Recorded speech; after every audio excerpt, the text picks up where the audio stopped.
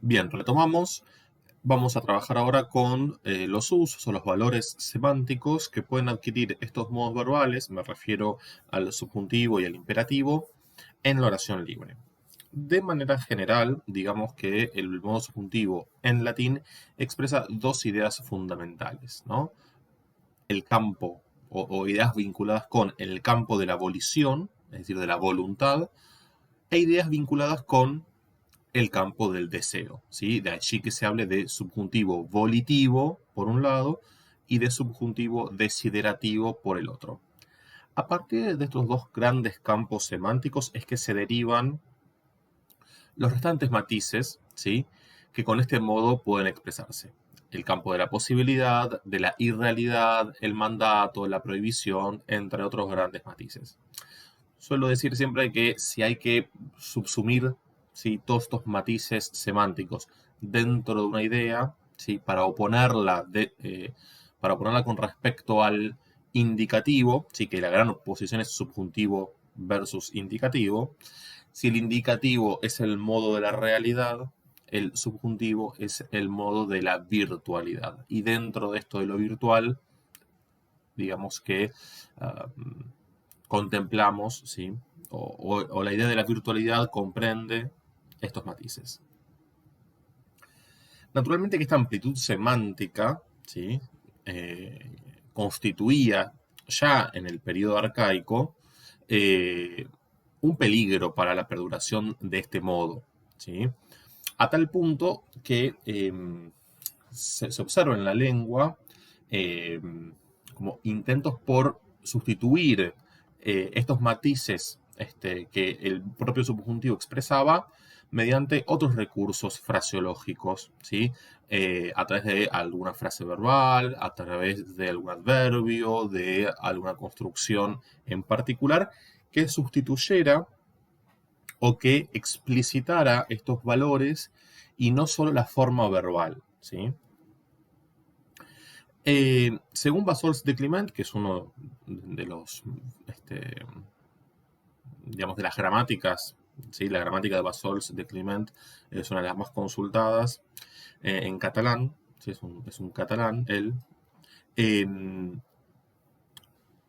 Según él, hubiese estado destinado a desaparecer el modo subjuntivo a no ser, ¿sí?, de no haber sido por, mejor dicho, de no haber sido por el sistemático uso, ¿sí?, para caracterizar la subordinación, ¿sí?, en latín. Por eso nosotros decíamos al comienzo, el subjuntivo es el modo de la subordinación en latín. Este uso de subordinación, ¿sí?, no tiene nada que ver con estos valores modales, ¿sí?, que estábamos mencionando, que tienen que ver con la actitud del hablante, ¿sí?, sino que tiene que ver con un instrumento para marcar, ¿sí?, que hay una subordinación, ¿sí? Entonces, bueno, esta es una de las hipótesis, a juicio de Bassols, de Clement, por la cual, digamos, el subjuntivo perduró en la lengua. Por influencia del indicativo se emplean designaciones temporales como las que vimos recién: presente, pretérito imperfecto, pretérito perfecto y pluscuamperfecto, pero no hay que pensar nunca cuando estamos en el subjuntivo en que esa noción temporal es una noción temporal fuerte, ¿sí? Porque, digamos, justamente al estar dentro del campo de la virtualidad, ¿sí?, digamos que si se quiere, el eje temporal, ¿sí?, se deja. Frente al indicativo, que es el modo de la objetividad, el subjuntivo está asociado con la expresión de la subjetividad, ¿sí?, y se presenta en frase libre o en oración simple como el modo de la realidad psíquica. Asimismo, este puede tener diferentes empleos que se dejan describir mediante un sistema de clases semánticas, que es lo que vamos a ver ahora. Y hay una particularidad en latín que tiene que ver con que según digamos, el uso o el matiz semántico que adquiere el subjuntivo, la negación del verbo va a ser ne y en otros casos la negación va a ser non. ¿sí? Es decir, que estos índices de polaridad negativa, estos índices de la negación, van a variar de acuerdo con el matiz o el uso semántico del modo en la oración. Vamos a ir viendo en cada caso. Dentro del campo de la volición, ¿sí? De lo que se conoce como subjuntivo volitivo, ¿sí? La negación va a ser con ne. Y vamos a tener 4 usos, ¿sí? Lo que se conoce como subjuntivo imperativo, es decir, el subjuntivo de la orden, que coexiste con las formas propias del imperativo, ¿sí? De ahí la cercanía de la cual yo hablaba entre subjuntivo e imperativo, ¿sí? También se lo llama subjuntivo yusivo, ¿sí? Que significa lo mismo, ¿no? Orden, mandato. El segundo valor vinculado y derivado con el anterior es el prohibitivo, que también coexiste con formas del imperativo propiamente dichas en la segunda persona. Tenemos el exhortativo y por último el concesivo. Estos son los 4 valores que podemos subsumir dentro del campo de la volición. Después tendremos el subjuntivo desiderativo y el subjuntivo potencial. Bien, vamos a ver algunos ejemplos, ¿sí? De subjuntivo imperativo, ¿sí? De subjuntivo de orden. Salvo la segunda persona, va a aparecer el subjuntivo, ¿sí? Como por ejemplo en el tercer ejemplo, servet, ¿sí? Esta E es del subjuntivo, es la E del presente subjuntivo para la primera conjugación. Recordarán ustedes de lo que acabamos de ver, ¿sí? Que en el presente la A alterna con la E para la primera conjugación. El verbo servo es un verbo de primera conjugación. Y fíjense que en la segunda persona, ¿sí? Aparece tanto para la segunda del plural como para la segunda del singular, aparece la forma propia del imperativo. ¿Sí? Ya en la tercera persona del singular, el subjuntivo. Por eso digo que las formas de uno y otro modo coexisten. Contemnite dolorem, menosprecien ustedes, ¿no? El dolor. Nosque nosque animum, conócete, conoce tu ánimo, conoce tu espíritu. Officia sua servet diligenter, ¿no? Observe él o ella sus obligaciones diligentemente.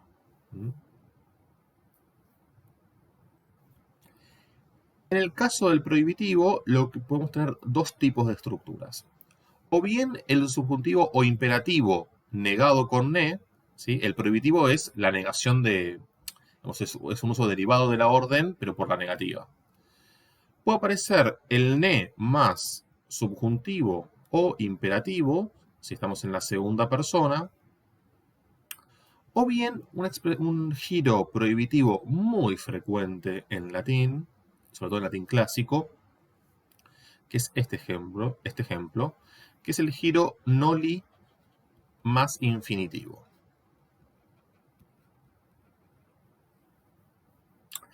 Noli es un verbo que vamos a estudiar con más detenimiento en la segunda parte del año, porque es un verbo irregular, es un compuesto de wolo. Wolo es querer, nolo, de donde viene noli, es no querer. Y el tercer compuesto, o mejor dicho, el segundo compuesto de wolo, es malo. Malo significa preferir. ¿Sí? Son 3 verbos que están muy emparentados. Bueno, noli es no querer. Y hay un giro, ¿sí? Muy frecuente en latín, que se usa con valor prohibitivo, que es noli más infinitivo. ¿Sí? Veamos los ejemplos. O sea, la otra posibilidad es noli más infinitivo. Fíjense, ne finge, no finjas. ¿Sí? Este finge es segunda del singular del imperativo. Ne transieris iberum, no atravieses el Ebro. Ne temere facias, no actúes temerariamente. ¿Sí? Este temere, acá funciona como un circunstancial, ¿sí? Es un ablativo de un adjetivo, de un sustantivo que estemos temeris, pero es un sustantivo, cuando el diccionario dice inus, significa inusitado, es decir, que no hay registro, está como reconstruido. Eh, pero bueno, sería el ablativo, se usa solamente el ablativo esta palabra, como circunstancial. Casi que está fosilizado como un adverbio. De igual manera el subjuntivo es este, ¿no? Facias. Acá se ve la A del subjuntivo, ¿no? De presente del subjuntivo, del verbo facio. Y en esta oración, fíjense, no licato maiorum instituta reprendere, ¿no? No critiques o no censures, Catón, los principios o las instituciones de nuestros mayores, ¿no? Acá, bueno, Cicerón en el Promurena, por supuesto, invocando los mores maiorum, como no podría ser de otra manera. Si uno tuviese que analizar esto, digamos, sintácticamente, está el verbo, el adjunto vocativo,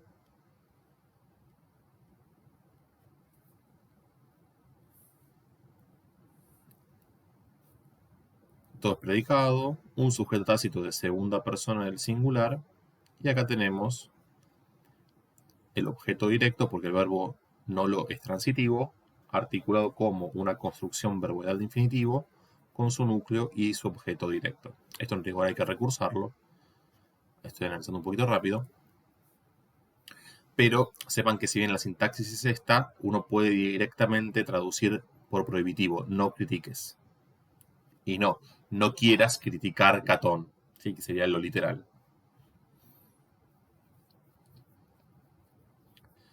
No limitangere, ¿sí? No me toques. Es un giro de noli más infinitivo muy frecuente realmente. Acá el verbo es noli y metangere es el objeto directo articulado como una construcción verboidal de infinitivo.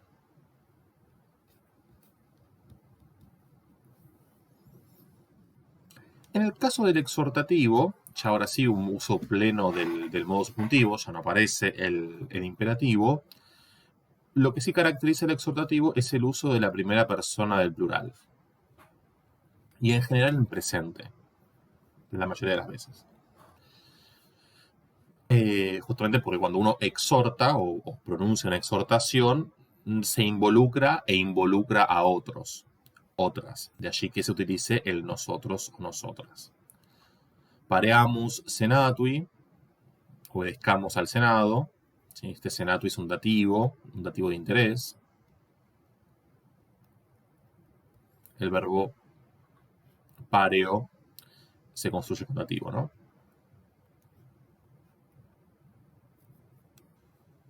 Es el predicado. Ne difficilia optemus, ¿sí? El verbo opto es desear, ¿sí? No deseemos las cosas difíciles. Fíjense acá que aparece un adjetivo solo. Cuando aparece un adjetivo solo, difficilia, ¿sí? Que viene de difficilis, difficile, está sustantivado, sobre todo porque está en neutro plural, ¿no? Ya es el neutro plural, es un acusativo neutro plural, ¿sí? No deseemos las cosas difíciles, ¿sí? Recuerden esto, que cuando uno tiene un adjetivo solo, por ende que no modifica un sustantivo, es porque ese adjetivo aparece sustantivado. Cuando el adjetivo aparece sustantivado, lo traducimos reponiendo el sustantivo cosas. In rebus prosperis superbiam fugiamus. Calgros fugio, ¿no? Evitemos la soberbia en las situaciones prósperas. In rebus prosperis. Fíjense también la tendencia, cuando se usa el exhortativo, a que el sujeto sea tácito. Siquelides musae, ¿sí? Una invocación. Paulo maiora canamus, es el verbo cano. Cantemos cosas un poco más importantes. ¿Sí? Paulo es el modificador de este maiora, ¿sí? Que es un adjetivo nuevamente sustantivado, de allí que aparezca el sustantivo cosas.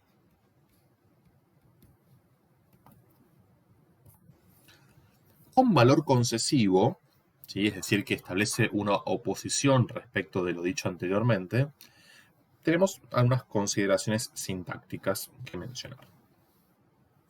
Primero que el verbo, vamos a decir que el verbo suele encabezar la oración, ¿sí? Por lo general, el verbo en subjuntivo suele aparecer en primera posición justamente para realzar la concesión o la oposición. La estructura sintáctica tiende a ser paratáctica, ¿sí? Es decir, o bien si el sujeto es el mismo, hay dos verbos o yuxtapuestos o con algún coordinante, o bien si el sujeto es distinto, tenemos oración compuesta. Pero de un modo u otro, lo que tenemos es parataxis, ¿sí? Eh, no subordinación, a esto voy. No es una estructura subordinada, ¿sí? Sino dos estructuras al mismo nivel sintáctico. Por lo general es paratáctica, eventualmente puede haber un coordinante. La segunda suboración o proposición coordinada, o el segundo miembro de la oración, suele incluir algún adverbio, ¿sí? Alguna partícula que realce, ¿sí? Que refuerce esta idea de concesión, ¿sí? Puede ser a través de los adverbios quer, were o tamen o la conjunción at. Fíjense, nesit sane sumum malum dolor, malum querte est. No sea el dolor realmente el mal supremo, es un mal ciertamente. Fíjense, digamos, lo que se estaba oponiendo es el hecho de que sea el dolor el mal supremo, ¿sí? Se lo opone con que sea un mal. Y fíjense cómo aparece el subjuntivo negado y acá el indicativo. También la concesión se da en esos términos, ¿no? Subjuntivo en un miembro de la oración, indicativo en el otro, ¿no? No sea el dolor realmente, ¿no? El adverbio. No sea realmente el dolor el mal supremo, ¿sí? Eh, predicativo. Es ciertamente un mal. Malum es neutro, por eso dice sumum. Es un sustantivo neutro. Fíjense el siguiente ejemplo. Sit fur, sit sacrilegus, at est bonus imperator. Será ladrón, o sea sacrílego, pero es un buen general. Fíjense que aparece nuevamente la oposición entre los subjuntivos, que expresan la concesión, y el indicativo. Y en el medio, un coordinante que indica pero. Acá hay un adverbio circunstancial y acá un coordinante, ¿no? Fíjense que fur significa ladrón. Interesante este sustantivo de tercera declinación. Es un sustantivo que tiene la misma raíz del verbo fero, que es la raíz de indoeuropeo ver. De acá viene fero en griego, fero en latín. ¿Sí? Es el mismo verbo que significa llevar. A partir de allí, ladrón, ¿no? Fur. En la traducción podemos usar ya sea el presente subjuntivo, ya sea el futuro. Y fíjense un poco acá la prueba de que incluso en castellano hay algún matiz o algún punto cercano entre el subjuntivo y el futuro, ¿no? Sea ladrón, sea sacrílego, pero es un buen general. Será ladrón, será sacrílego, pero es un buen general. ¿Sí? Ahí incluso el futuro puede manifestar en castellano este contraste, esta concesión.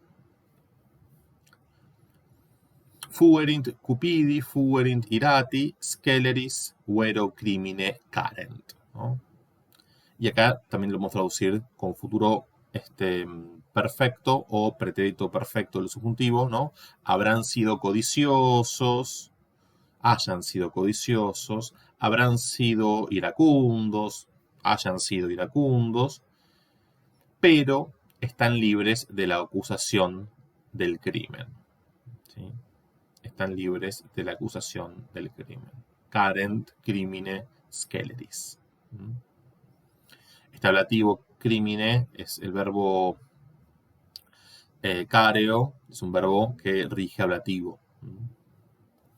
Carecer de algo. Bien. En el caso, hasta ahí, el subjuntivo volitivo, ¿sí? El subjuntivo que tiene que ver con el campo de la volición, ¿sí? De la voluntad del hablante. El subjuntivo desiderativo es el subjuntivo del deseo. Ustedes saben que, así como en griego, en sánscrito y por ello en indoeuropeo, hay 4 modos verbales. El indicativo, el subjuntivo, el imperativo, como en latín, y un cuarto modo verbal que es el modo optativo. El modo optativo es el modo del deseo, justamente. El griego lo conserva, ¿sí? El sánscrito, por supuesto que también, de allí que el proto-indoeuropeo haya optativo, digamos porque no, ¿cómo decirlo? Si hay una lengua madre de la cual derivan otras lenguas, en esa lengua madre tienen que estar los grandes valores o los grandes significados, mejor dicho, valores en el sentido de significados, no en el sentido ético de la palabra. Por eso una cosa, en el sistema de casos, ¿no? El latín tiene 6 casos, el griego tiene 5 casos, el sánscrito tiene 8 casos. Si todas vienen, estas lenguas, de un ancestro en común, ¿no? De una lengua madre en común, que es el proto-indoeuropeo, bueno, en proto-indoeuropeo tiene que haber 8 casos. ¿Sí? Esa es la lógica. No puede haber menos casos, digamos, que la lengua que más casos tiene.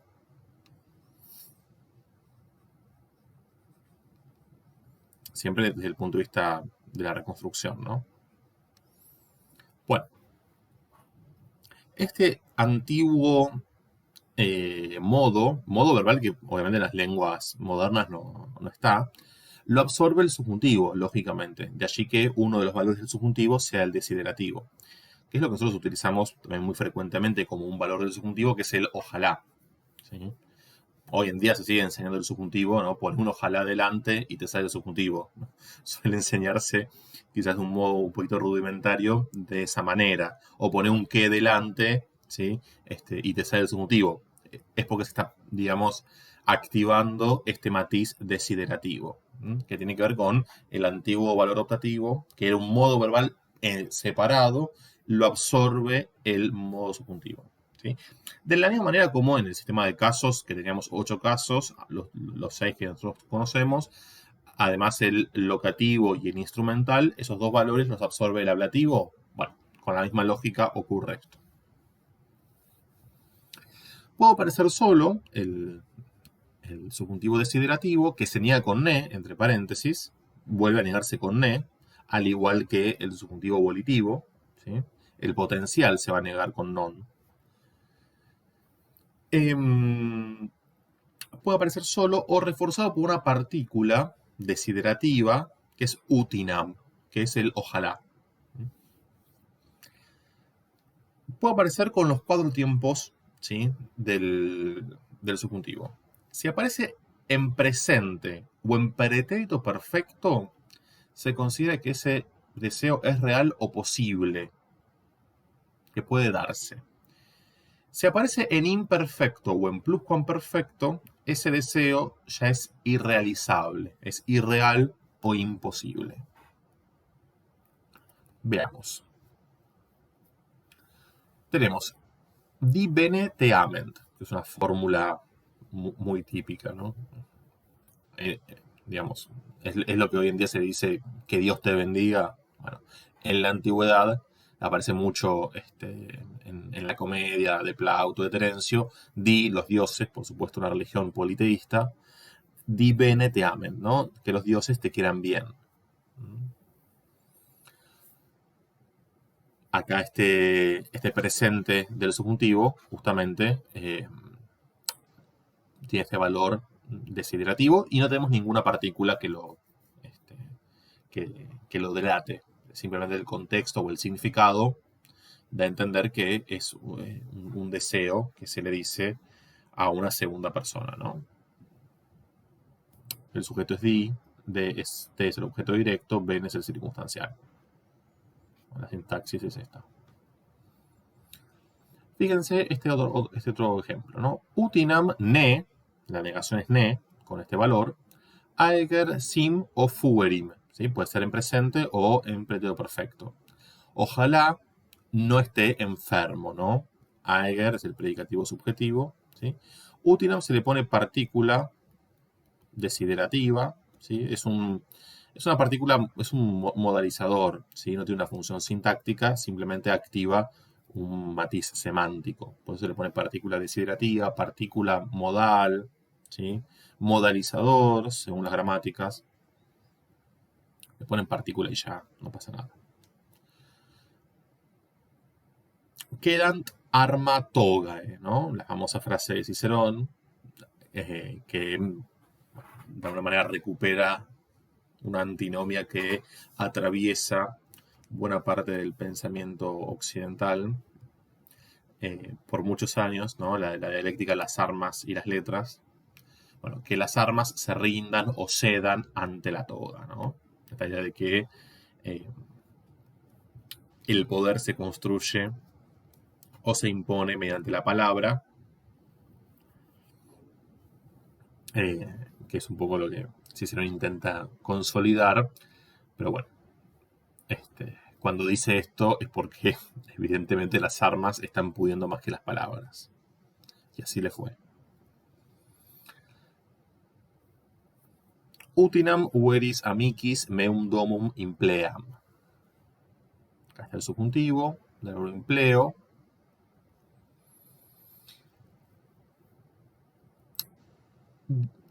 Ojalá utinam llene, empleo es llenar, ¿no? Cargar. Ojalá llene mi casa con o de verdaderos amigos, ¿no? Usamos el instrumento y el objeto directo. Ojalá llene yo, sujeto tácito, mi casa con o de verdaderos amigos. Utinam istam caliditatem hominibus di ne dedicent. Fíjense que acá aparece el pluscuamperfecto, ¿sí? Del subjuntivo. Entonces ahora el deseo es irreal o imposible, ¿no? Ojalá los dioses no hubiesen dado a los hombres esta astucia. Pero lo hicieron, ¿no? Es un deseo que ya no tiene posibilidad de concretarse o de materializarse, ¿no? Utinam res publica steticet. Ojalá la república se hubiera mantenido de pie, ¿no? Es el perfecto del verbo sto. Sto significa ponerse de pie. Bueno, ojalá la república se hubiera mantenido en pie, pero no se mantuvo. ¿Sí? El mensaje es ese. Porque de hecho, bueno, vino el Principado y después el Imperio con todas las intrigas que lo caracterizan. Y Utinam, fíjense que Utinam puede aparecer en primera posición o en segunda posición, ¿sí? Eso es, según, digamos, qué es lo que se pueda poner, lo que se quiera poner en foco, ¿no? Eso es, digamos, que Utinam aparezca acá o aparezca acá es, digamos, lo que en francés se conoce como mise en relief, ¿no? La puesta en relieve, en el sentido de puesta en foco, que es lo que se focaliza, es porque se pone en primer término, ¿no? Poner el ilud adelante, ¿sí? Claramente es lo que está focalizado, ¿no? En verdad, ojalá no escribiera aquello, ¿sí? Acá en la traducción se corrió el foco, ¿no? Fíjense que el aquello quedó al final. Aquello, ojalá no escribiera en verdad, ¿no? Podría también darse vuelta. Este scriberem es el imperfecto del subjuntivo, ¿no? También es deseo irreal. Utinam doctus essem.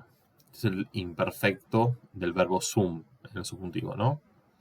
Ojalá yo fuese sabio, pero no lo soy, ¿no? La idea es esa. Bien, ahora sí, subjuntivo potencial es el subjuntivo que expresa una posibilidad, digamos, en el futuro. La negación va a ser non.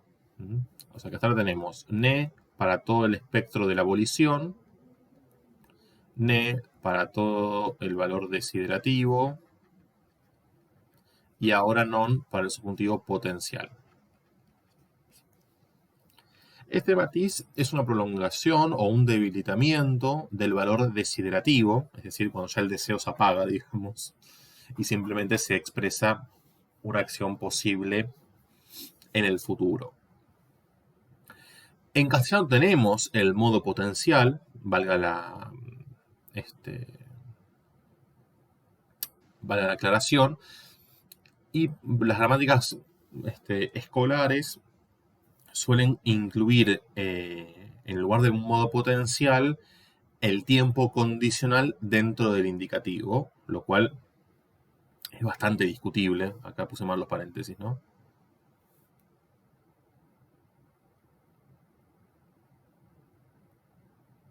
No sé qué dice, acá no sé qué dice. Tachen esto porque me quedó la frase incompleta. Se ve que escribí, después borré y me quedó. Lo que quise poner ahí, lo reformulo ahora. Es que en la lengua castellana hay como todo un debate acerca del amaría, ¿sí? Correría, habría corrido, ¿sí? El condicional simple y compuesto me refiero. Lo que en castellano las gramáticas, digamos, tradicionales de ahora, por decirlo así, llaman al condicional como o consideran el condicional como un tiempo dentro del indicativo. Otras gramáticas consideran que esa forma verbal no corresponde a un tiempo, sino a un modo verbal. Y lo llaman modo potencial, como un modo aparte, ¿sí? No al interior del indicativo, ¿sí? Según esa mirada, tenemos el indicativo, tenemos el subjuntivo, tenemos el imperativo y hay un modo aparte que es el condicional o potencial, ¿sí? Un cuarto modo, porque tiene una forma propia, ¿sí? Nosotros lo vamos a ver ahora como un valor del subjuntivo, ¿sí? Pero en castellano tiene un desarrollo morfológico propio. Bien. Se utiliza en subjuntivo en dos tiempos, fundamentalmente, en presente o en pretérito perfecto. Y acá el pretérito perfecto nuevamente no es un pretérito, digamos, un pretérito puro, ¿sí? Tiene valor aorístico. Cuando se dice que el perfecto latino tiene valor aorístico, se está haciendo referencia a un tiempo que tiene el griego, que tiene el sánscrito y por ende el indoeuropeo, pero en latín se perdió, que es el aoristo. El tiempo aoristo es un tiempo del pasado, es un tiempo que en realidad tiene que ver con la acción concluida, ¿sí? Es un tiempo ligado al aspecto confectivo del verbo. El aspecto confectivo es el aspecto que concibe la acción verbal de manera concluida.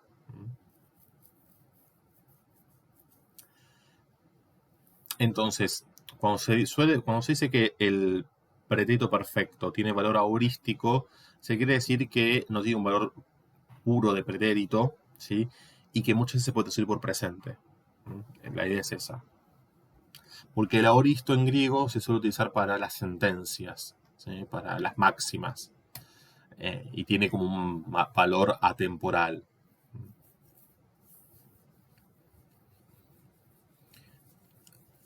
Bueno, entonces decíamos hace un rato, enuncia hechos posibles referidos al futuro. Estos enunciados suponen por lo general un periodo condicional implícito, ¿sí? De allí a que se formen periodos hipotéticos, ¿sí? Cuando lleguemos a ver las condicionales, vamos a ver cómo se construyen los periodos hipotéticos o los periodos condicionales, que hay muchos tipos, ¿sí? Así como en otras lenguas también. Y decíamos hace un rato, la negación ahora ya es non y no ne. Veamos algunos ejemplos. Ego ipse, yo mismo, ¿no? Cum Platone non invitus errauerim, ¿no? Con Platón yo mismo me equivocaría con Platón de muy buena gana, ¿no? Non invitus. Ahí hay como una... De muy buena gana está deshaciendo lo que es una lítote, ¿no? Porque hay una doble negación. In es un prefijo negativo y non. Siempre que hay doble negación en latín, se está afirmando.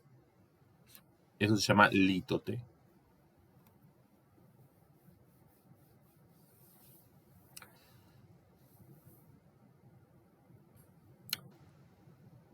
Es como si yo dijera, yo mismo me equivocaría con Platón, no de mala gana.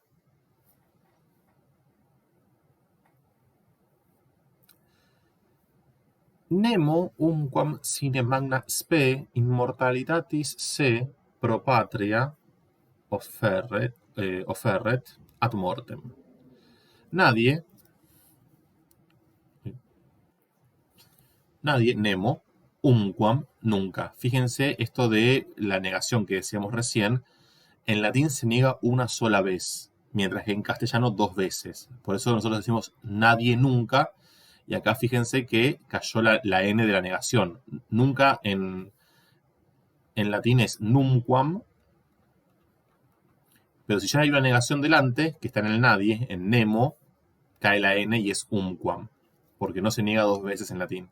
Porque si se niega dos veces, es porque se está recurriendo a esta figura que es la afirmación. Siempre en latín, la doble afirmación, perdón, la doble negación es una afirmación. El castellano no. El castellano es más redundante en ese sentido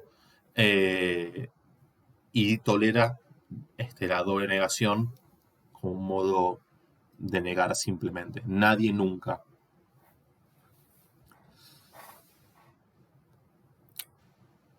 Es como decir nadie alguna vez, ¿no? Pero se puede decir también nadie nunca. Nadie nunca se ofrecería, offerret, en favor de la patria, pro patria, se ofrecería a sí mismo, ¿no? Se objeto directo, es un uso reflexivo del pronombre se. Nadie se ofrecería en favor de la patria hasta la muerte, ad mortem, sin una gran esperanza de inmortalidad, sin magna spe immortalitatis. Nuevamente, una idea potencial. Arma quis timeat. ¿Quién temería a las armas? ¿No? Este quiz es un pronombre interrogativo, nosotros todavía no lo vimos, lo adelanto simplemente para que se entienda el ejemplo. Quis non eat obvius illis. ¿Quién no iría al encuentro de ellos? Este eat tampoco lo vimos todavía, no se asusten. Es el subjuntivo de presente del verbo eo, que significa ir. ¿Quién no iría al encuentro de ellos? Obvius illis. Hoc sine ulla dubitatione confirmauerim. Perdón. Confirmaría esto sin duda alguna. Fíjense, ulla y no nula. Ya hay una privación en el cine, no se priva o no se niega dos veces. En el castellano sí. Salvo que yo diga sin duda alguna. Lo pongo acá atrás, sí, puedo poner alguna. ¿Sí? Y si está adelante, puedo decir sin alguna duda, no, sin ninguna duda. O sin duda alguna. Bien. Bueno, fíjense cómo aparezca en presente o aparezca en pretérito perfecto, ¿sí? Como es un perfecto ahorístico, de un modo u otro traduzco siempre por condicional simple. El condicional compuesto lo vamos a ver en los periodos hipotéticos. La traducción, mejor dicho, la traducción por el condicional compuesto en castellano la vamos a ver con los periodos hipotéticos. Bueno, hasta acá entonces con los usos o valores de estos modos verbales. Nos vemos la próxima.